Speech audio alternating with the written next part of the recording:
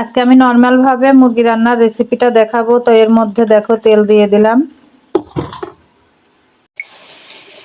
পেঁয়াজটা দেখো ভাজা ভাজা হয়ে আসছে। এর মধ্যে 3টা তেজপাতা,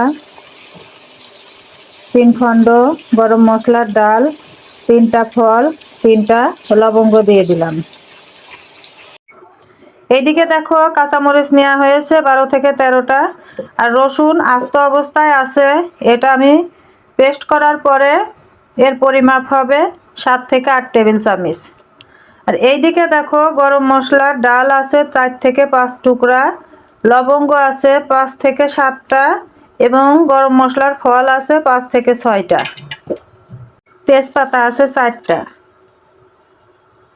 এইদিকে দেখো মিষ্টি জিরা 2 টেবিল চামচ এখানে আমি ব্যবহার করলাম মিষ্টি জিরা। আর দেখো এইদিকে আছে গোলমরিচ পাউডার করার পরে টেবিল চামচের 2 চামচ পরিমাণ হবে।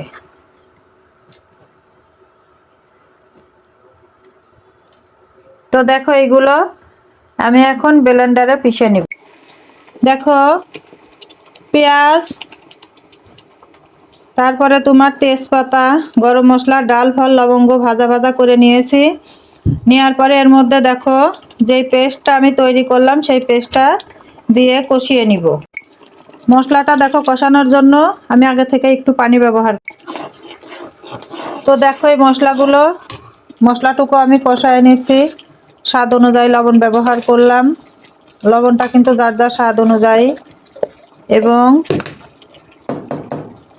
হলুদের গুঁড়ি এখানে 2 টেবিল চামচ ব্যবহার করলাম।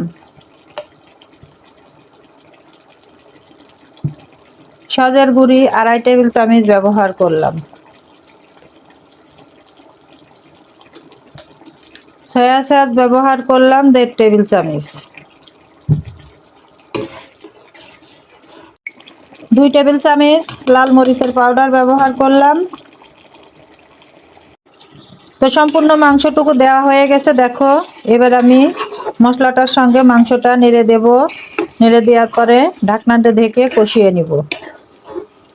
সব রান্নাই কিন্তু আলগা করে করলে হয় না, ঢাকনাতে ঢেকে নিয়েও রান্না করতে হয়। আলগা তো হবে না, আগলা হবে। আচ্ছা হলো, যাই হলো। দেখো মাংসটা আমি কষানোর জন্য 1 ফোঁটা পানি ব্যবহার করব না। মাংস থেকে যে পানি বের হবে সেটা দিয়েই মাংস আমার কষিয়ে যাবে। দেখো মাংস কষানোর জন্য ঢাকনা দিয়ে ঢেকে দিলাম। আর এখানে আমি পাওয়ারটা 900-তে করে দিলাম। মিডিয়াম আছে রান্নাটা করব। এইদিকে দেখো মাংসটা আমি আবার নাড়াচাড়া করে দিব।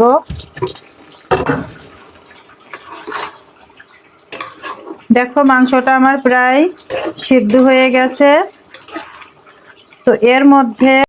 তো মাংসর মধ্যে পরিষ্কার করে ধুয়ে রাখা আলু ফুলকপি মাংসর মধ্যে দিয়ে একটু কষিয়ে নিব। শীতের সিজনে সবজিগুলো এত সুন্দর লাগে যে সবজি ছাড়া কোনো কিছু কল্পনাই করা যায় না। সেজন্য দেখো মাংসর মধ্যেও আমি এর আগেও ফুলকপি ভেজে মাংস রান্না করেছি, সেটাও খুবই সুন্দর লেগেছে। আর এটা দেখো ফুলকপি আর আলু আমি না ভেজেই মাংসর সাথে কষিয়ে নিচ্ছি রান্না করব দেখে। তো দেখো আমার কণ্ঠ তো অত সুরেলা না, আমি শিখিও নাই, জাস্ট ভালো লাগে গান গাইতে, তাই আমি 1-2 কলি করে তোমাদের সামনে উপস্থাপন করি বা শোনাই। ভালো লাগলে ভালোবেসো, আর ভালো না লাগলে খারাপ কোনো কল্পনা করো না আমাকে নিয়ে। তো দেখো ঢাকনা দিয়ে ঢেকে দিলাম। হিন্দু মুসলিম বৌদ্ধ খ্রিস্টান সব আমরা একই আল্লাহর সৃষ্টি। কেউ কারো ভাষায় গড, কারো ভাষায় প্রভু, কারো ভাষায় আল্লাহ। তো দেখো সবই আমরা এক আল্লাহর সৃষ্টি মানুষ। তো সেই আল্লাহকে নিয়েই একটা গান গাই। অবশ্যই অন্যান্য ধর্মের মানুষ বা মুসলিম ধর্মের মানুষ কি মনে করবে সেটা আমি জানি না। তো এই গানটা আমার ভালো লাগে। দেখো মঙ্গল দীপ জেলে অন্ধকারে আলোয় দু চোখ ভরো প্রভু, তবু যারা বিশ্বাস করে না তুমি আছো, তাদের মার্জনা কর প্রভু। মঙ্গল দীপ জেলে অন্ধকারে আলোয় দু চোখ ভরো প্রভু, তবু যারা বিশ্বাস করে না তুমি আছো, তাদের মার্জনা কর প্রভু। গানটা আমার ভালো লাগে, তাই আমি গাই মাঝে মাঝে। তোমরা কিছু মনে করো না, আমি কারো হাট করে গান গাই নাই, ভালো লাগছে সেই জন্য গেয়েছি।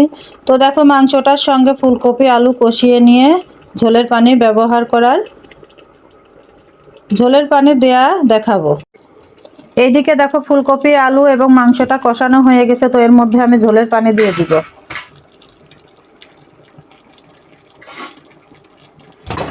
ঝোলের পানি যে যেভাবে খেতে ইচ্ছুক সে সেভাবে খাবে, আমি আমার মতন করে ঝোলের পানি দিয়ে দিলাম। দেখো, কে কিভাবে রান্না করতে অভ্যস্ত, কিভাবে রান্না করতে পছন্দ করে আমি জানি না, আমি যেভাবে রান্না করতে অভ্যস্ত, পছন্দ করি, ভালোবাসি, সেভাবে রান্না করে নিই। দেখো, মাংসটা প্রায় হয়ে গেছে।